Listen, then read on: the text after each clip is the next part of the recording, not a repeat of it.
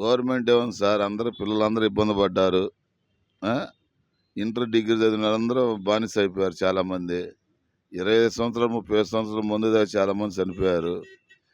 ఇసుక వల్ల చాలామంది కూడా ఇబ్బంది పడ్డారు, టాపీ మేస్త్రీలు అందరూ. కనుక ప్రభుత్వం చాలా ఇబ్బందిగా నడిపించిందని అనుకుంటున్నాం సార్ మేము. సొంసాని గల్లా జయదేవ్ కాదు, సోసాని బెంసాని చంద్రశేఖర్ అందుబాటులో అండి సార్. ఇప్పుడే సార్ స్టార్టింగ్ అయింది. ముందు ఆయన ఎడ చేస్తాడు మాకు తెలియదు. మాకు కావాల్సింది ముఖ్యమంత్రి గారు, గుంటూరు ఎమ్మెల్యే. పైన గవర్నమెంట్తో మాకు ఎలాంటి సంబంధం లేదు కదా సార్. ఇక్కడున్న లోకల్ మనం బాగుపడిన తర్వాత వాళ్ళని చూసుకుంటాం. అతను కూడా బాగానే చేస్తాడు అనుకుంటున్నారు అందరు జనం. అది పేరు మాటికి బాగుందండి. చుట్టుపక్కల పేరు మాటికి ఇప్పుడు అసెంబ్లీ లోక్సభ కాబట్టి, ఎంపీ సీటు కాబట్టి గ్యారెంటీ గెలుస్తాడు మా నమ్మకం. ఆయన గెలుస్తాడు అనుకుంటారు. నేను కూడా అనుకుంటా కదా సార్, నా ఆటో 10 ఆటోలు కావాలని. అవుతాయా? రావుగా సార్. ఎవరు కష్టపడింది వాళ్ళే. ఇప్పుడు ఆయనకి అంత ఉందో రేపు తెలిసిపోయింది. కమ్మగా పిల్లలందరూ భవిష్యత్తులో ఉంటారు, ఇబ్బంది లేకుండా. ఇంటర్ డిగ్రీ చదివిన వాళ్ళందరూ చిన్న జాబులో చేసుకుంటారు. ఇప్పుడు కేవలం మొత్తుకు అలవాటు పడ్డారు లేదు, మీకు కూడా తెలుసు, అందరూ తెలుసు. చాలా మంది ఆంధ్రప్రదేశ్ మొత్తం గంజాయికి, డ్రగ్స్కి అలవాటు పడ్డారు. వచ్చిన ముందు కూడా ప్రభుత్వం బార్ల ముందు అంత కల్తీ ముందు. అది ఎందుకు చేశాడు? యాడ్ చూసినా కూరగాయలు అమ్మేట అమ్ముతుంటే ఇల్లు అమ్మటి. ఇప్పుడు యాడ్ చూసినాయే కదా సార్, బాటిలో సీసాలో కూడా అట్లా ప్లాస్టిక్ డబ్బాలు వస్తుంది మరి దారుణంగా. వైన్స్లో కూడా డబ్బే. ఫోన్ పే అయితే అందరూ వాడమంటాడు, వైన్స్లో మటుకు వాడొద్దు అంటాడు. దేనికో బళ్ళ మీద కూడా ఫోన్ పే, కూరగాయ మా ఆటోలు కూడా ఫోన్ పే. వైన్స్లో ఎందుకు ఉండట్లేదండి? ఇది ఎవరి పేరు ముందు బయటపడిద్ది అనేగా.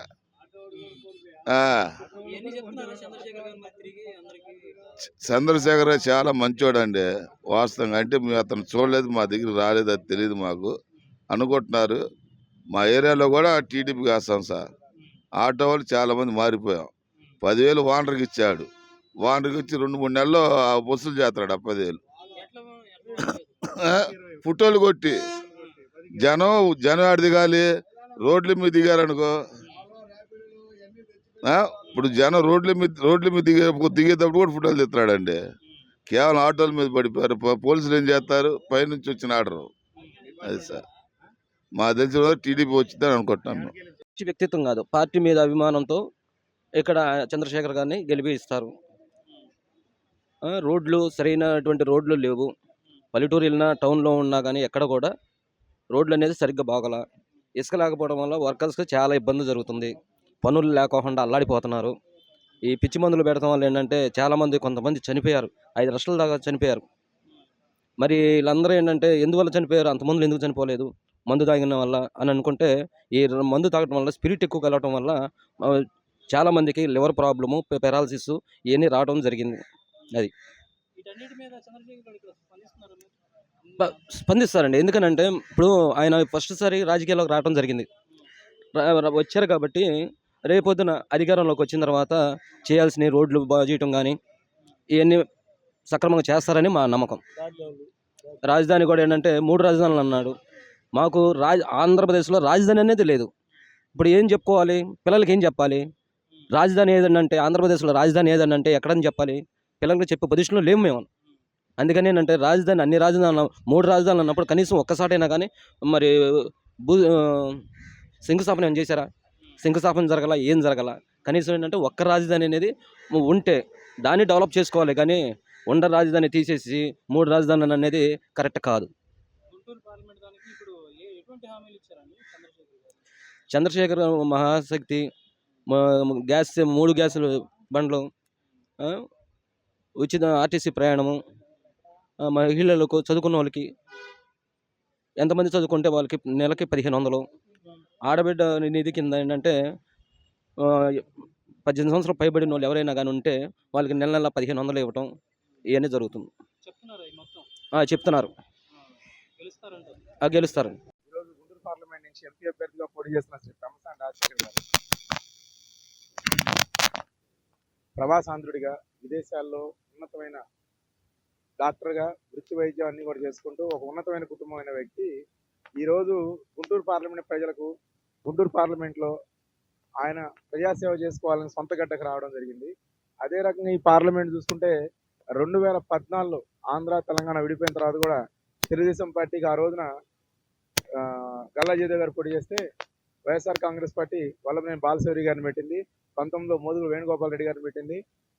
ఈ రోజున కిలార్ రోసే గారిని పెట్టింది. ఇలా ఎంతమంది అభ్యర్థుల్ని ఎలక్షన్కి ఒకరిని తీసుకొచ్చినా తెలుగుదేశం పార్టీ సింబల్ పైన ఈ గుంటూరు పార్లమెంట్ ప్రజానికం తెలుగుదేశం పార్టీ సింబల్ని గెలిపిస్తారు కానీ వైఎస్ఆర్ కాంగ్రెస్ పార్టీ తీసుకొచ్చేటువంటి అవినీతి పరులను ఎక్కడా కూడా గెలిపించే పరిస్థితిలో లేదు. కిలార్ రోసే ఎవరైతే వైఎస్ఆర్ కాంగ్రెస్ పార్టీ నుంచి ఉన్నాడో తను గతంలో పొన్నూరు శాసనసభ్యుడిగా పనిచేశాడు. ఆ శాసనసభ్యుడిగా ఏరైతే పొన్నూరు కాన్స్టిట్యున్సీలో పనిచేశాడో ఎక్కడైనా సరే ప్రతి పనికి ఒక రేటు కట్టుకొని కమిషన్లు పెట్టుకొని ప్రతిదీ కమిషన్లుగా సంపాదించుకున్నాడు కాబట్టి ఆ సంపాదించిన డబ్బుతో మూటలు వేసుకొని వస్తున్నాడు తప్ప సేవ చేయడానికి సేవకుడిగా రావట్లేదు. ఇవాళ సేవ చేయడానికి నిజంగా అతను సేవకుడు అయితే పొన్నూరు అసెంబ్లీ నుంచే పోటీ చేసేవాడు. అక్కడ పరిస్థితి ఓడిపోతాడు కాబట్టి ఓడిపోయాడికి ఎక్కడోసారి సీట్ అని చెప్పి వైఎస్ఆర్ కాంగ్రెస్ పార్టీ కూడా ఎక్కడోసారి ఇది ఎట్లా గుంటూరు పార్లమెంట్ ఓడిపోయేదేలే, ఈ ఓడిపోయేవాడి దగ్గర ఎందుకు ఖాళీగా ఉన్నాడు ఈడో ఓడిపోయేవాడు అని చెప్పి ఒకటే తప్ప ఈ రోజున ప్రజల్లో వైఎస్ఆర్ కాంగ్రెస్ పార్టీకి ఎక్కడా కూడా ప్రజాదరణ లేదు. 5 ఏళ్ల పాలన రాక్షసత్వం రావణ కాష్టాన్ని చూపించారు తప్ప ఎక్కడా కూడా సుభిక్షమైన పరిపాలన లేదు. సుభిక్షంగా ఈ రాష్ట్రాన్ని ఒక ఉన్నతమైన పరిపాలన వ్యవస్థతో లేనే లేదు. అమరావతి ఈ గుంటూరు జిల్లా ప్రాంతంలో ఉన్నటువంటి రాజధాని ప్రాంతంలో ఉన్న పరిస్థితుల్లో కూడా చంద్రబాబు నాయుడు గారు అమరావతి ఈ జిల్లాలో ప్రకటించిన అమరావతి ప్రాంతంలో కూడా 2019లో మోసపు రెడ్డి జగన్మోహన్ రెడ్డి మోసపు హామీలు నమ్మి ఇక్కడ ప్రజానికం వీళ్ళకి పట్టం కడితే ఈ జిల్లాలో ఈ అమరావతిని నాశనం చేసి ఈ చుట్టుపక్కల అభివృద్ధి లేకుండా ఈ ప్రాంతంలో మౌలిక సదుపాయాలు లేకుండా సర్వనాశనం చేసి ఈ రోజున సిగ్గు లేకుండా ఓట్లాడాక వస్తున్నారు. 2024లో మద్యపానం నిషేధం చేస్తే మీ ఇంటి ముందుకు వచ్చి ఓట్లాడుతా అన్నాడు. మద్యపాన నిషేధం చేశాడు ఈ జగన్మోహన్ రెడ్డి.